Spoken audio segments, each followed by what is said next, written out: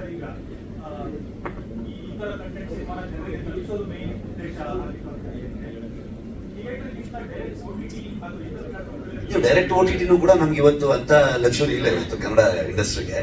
ಅದು ಕೊಟ್ರೆ ನಾವು ಮಾಡ್ತೀವಿ ಬೇರೆ ವಿಷಯ. ಆದ್ರೆ ಥಿಯೇಟರ್ಗಳ ಎಕ್ಸ್ಪೀರಿಯನ್ಸ್ ಇದೆಯಲ್ವಾ, ಅವ್ರಿಗೂ ಕೂಡ ಒಂದು OTT ಅವರ ತಪ್ಪು ಕೂಡ ಅಲ್ಲ.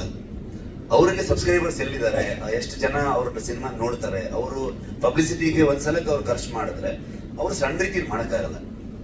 ಅವರು ಎಲ್ಲವನ್ನ ಡಿಪೆಂಡ್ ಆಗಿ ಎಲ್ಲಾ ಕಡೆಗೂ ತಲುಪೋ ರೀತಿಯಲ್ಲಿ ಮಾಡಬೇಕು. ಅದಕ್ಕೆ ಒಂದ್ಸಲಕ್ಕೆ ಅವ್ರು ಶುರು ಮಾಡಿದ್ರೆ ಕ್ರೋಸ್ ಟುಗೆದರ್ ಅವ್ರು ಖರ್ಚಾಗುತ್ತೆ, ಅದು ರಿಕವರ್ ಆಗಬೇಕು ಅವ್ರಿಗೆ. ಅಲ್ಟಿಮೇಟ್ಲಿ ಅವ್ರು ಬಿಸ್ನೆಸ್ ಆಗಿ ನೋಡ್ತಿರ್ತಾರೆ. ನಾವು ಅದಕ್ಕೆ ಅವ್ರನ್ನೇ ದೂರ್ತಾ ಇರೋದಕ್ಕಾಗಲ್ಲ. ನಮ್ಮ ಸಿನಿಮಾಗಳಿಗೆ ಬಂದಾಗ ಎಕ್ಸಾಂಪಲ್ ಇವಾಗ ಶಾಖಾರಿ ಅಂತ ಮೊನ್ನೆ ಒಂದು ಸಿನಿಮಾ ಅಮೆಝಾನ್ ಬಂದಿದೆ, ತುಂಬಾ ಒಳ್ಳೆ ಹೆಸರು ಬರ್ತಿದೆ. ಥಿಯೇಟರ್ ಅಲ್ಲಿ ನಾವೆಲ್ಲ ಸಪೋರ್ಟ್ ಮಾಡಿದ್ವಿ, ಎಲ್ಲರೂ ಒಂದಷ್ಟು ಸುಮಾರು ಜನ ಸಪೋರ್ಟ್ ಮಾಡಿದ್ದಾರೆ. ಬಟ್ ಅನ್ಕೊಂಡಿದ್ದ ರೀತಿಯಲ್ಲಿ ಜನ ಬಂದು ನೋಡ್ಲಿಲ್ಲ. ಬಟ್ ನಾಟ್ ಬ್ಯಾಡ್, ಡಿಸಪಾಯಿಂಟಿಂಗ್ ಅಲ್ಲ. ಅಟ್ ಲೀಸ್ಟ್ 4 ಜನರಿಗೆ ಗೊತ್ತಾಗಿದೆ ಸಿನಿಮಾ. ಸೊ ಅಲ್ಲಿ ಥಿಯೇಟರ್ ಅಲ್ಲಿ ಒಳ್ಳೆ ವರ್ಡ್ ಆಫ್ ಮೌತ್ ಇದ್ದಿದ್ದಕ್ಕೆ OTT ಬಂದ ತಕ್ಷಣ ಜನ ಅದಕ್ಕೆ ಇನ್ನೂ ಆಡ್ ಆಗ್ಬಿಟ್ರು. ಇವತ್ತದು ಅಷ್ಟು ರೀಚ್ ಆಗಿದೆ, ಇವತ್ತು ಹೆಸರು ಬಂದಿದೆ ಆ ಇಂಡಸ್ಟ್ರಿಗೆ, ಆ ಟೀಮ್ಗೆ ಅಂತಂದ್ರೆ ಮೇ ಬಿ ಆ ಪ್ರೊಡಕ್ಷನ್ ಹೌಸ್, ಆ ಡೈರೆಕ್ಟರ್, ಆ ಆಕ್ಟರ್ಗಳು ಎಲ್ರಿಗೂ ಇನ್ನೊಂದು ಫಿಲ್ಮ್ ಮಾಡುವಂತ ಒಂದು ಅಪರ್ಚುನಿಟಿ ಕ್ರಿಯೇಟ್ ಆಗುತ್ತೆ. ಅಷ್ಟೇ ಹೋಗ್ಬೇಕು ನಾವು ಅಷ್ಟೇ. ಸಿನಿಮಾ ರಿಲೀಸ್ ಆದ್ಮೇಲೆ ಇದ್ರಲ್ಲಿ ಆಕ್ಟ್ ಮಾಡಿರ್ತಕ್ಕಂಥವ್ರೆಲ್ಲಾನು ಹಳ್ಳಿ ಅವರು ಫಸ್ಟ್ ಟೈಮ್ ಆಕ್ಟ್ ಮಾಡ್ಬಿಟ್ಟು ಕ್ಯಾಂಡಿಡೇಟ್ ಆಗಿ ಬಂದಿದೆ ಸಿನಿಮಾ.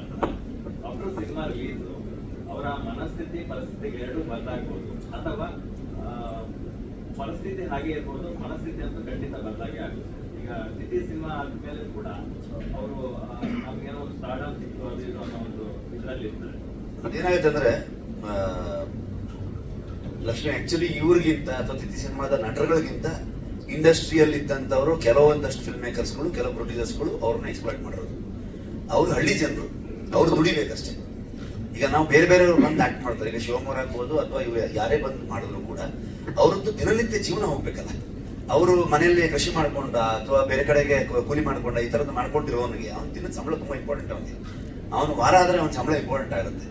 ಸೊ ಅವ್ರು ದುಡಿಲೇಬೇಕು. ಅವ್ರಿಗೆ ನೀವು ದುಡ್ದಂಗೆ ಅದೇ ಅವರು ಗದ್ದೆಯಲ್ಲಿ ಕೆಲಸ ಮಾಡಿದ್ದು ಫೀಲಲ್ಲೇ ಅವ್ರು ಮಾಡ್ತಿರ್ತಾರೆ. ನೀವು ಬೆಳಿಗಿನ ಸಾಯಂಕಾಲದವ್ರಿಗೆ ಮಾಡ್ತೀರ ಅಂತಂದ್ರೆ ಗದ್ದೆ ಕೆಲಸನೂ ಅದನ್ನೇ ಮಾಡ್ತಿರ್ತಾರೆ, ಕೃಷಿಲೂ ಅದನ್ನೇ ಮಾಡ್ತಿರ್ತಾರೆ. ಸಿನಿಮಾ ಬಂದು ಅವ್ರಿಗೆ ಡಿಫ್ರೆನ್ಸ್ ಆಗಲ್ಲ. ಅವ್ರಿಗೆ 4 ಜನ ಅಪ್ರಿಷಿಯೇಟ್ ಮಾಡ್ಬೋದು, ಅದನ್ನ ನೋಡಿ ಖುಷಿ ಆಗ್ಬೋದು ಅವ್ರಿಗೆ. ಬಟ್ ಒಂದಷ್ಟು ದುಡಿಮೆ ಅಂತೂ ಆಗಿರುತ್ತೆ. ಎಕ್ಸಾಂಪಲ್ ಇವಾಗ ನಾವು ಸಿಂಗರ್ ಸೀರಿಯಲ್ ಹಾಡಿರುವಂತ ನಾಗ ಅಂತ ಅಂದ್ಕೊಂಡು ಒಬ್ರು. ಸೊ ಅವ್ರಿಗೆ ತುಂಬಾ ಕಮ್ಮಿ ಅವ್ರ ಪರ್ಫಾರ್ಮೆನ್ಸ್ಗೆ ಮತ್ತೊಂದಕ್ಕೆ ಆಗ್ತಿತ್ತು. ಸಿನಿಮಾ ರಿಲೀಸ್ ಆದ ತಕ್ಷಣ ಅವರಿಗೆ ಅದರದ್ದು ವ್ಯಾಲ್ಯೂ ಬೇರೆ ತರದಲ್ಲ ಆಯ್ತು. ಒಂದು ಕಾರ್ಯಕ್ರಮ ಕರೆದ್ರೆ ಅದಕ್ಕೊಂದು ಪೇಮೆಂಟ್ ಅನ್ನೋದ್ರಲ್ಲಿ ಆಯ್ತು. ವಯಸ್ಸಾಗಿರೋ ಒಂದು ಕಾಲದಲ್ಲಿ ಅವ್ರಿಗೆ ಸಹಾಯ ಆಯ್ತು.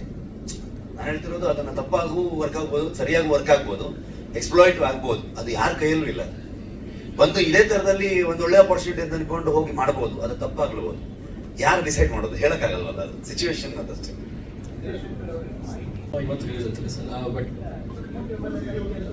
ಅದರ ಟೀಸರ್ ಬಿಟ್ಟರು ಸರ್, ಟ್ರೈಲರ್ ಈಗ ಲಾಂಚ್ ಮಾಡಿ ನಿಮ್ಗೆ ತೋರಿಸಿದಷ್ಟೊತ್ತಿಗೆ ಬಿಟ್ವಿ.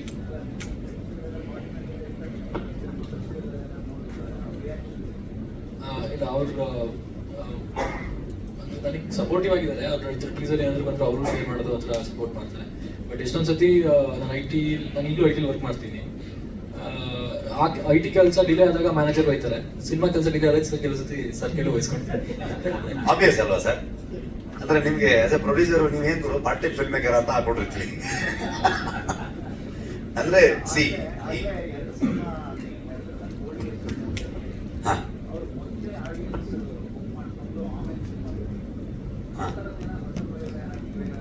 ಹಂಗೇನಿಲ್ಲ. ಅಂದ್ರೆ ಥ್ರೂ ಯು ಮಾಧ್ಯಮದ ಇದರಿಂದಾನೇ ನಾವು ಆಕ್ಚುಲಿ ಅದನ್ನ ತಲುಪಿಸುವಂತ ಪ್ರಯತ್ನ ಮಾಡ್ಬೋದು.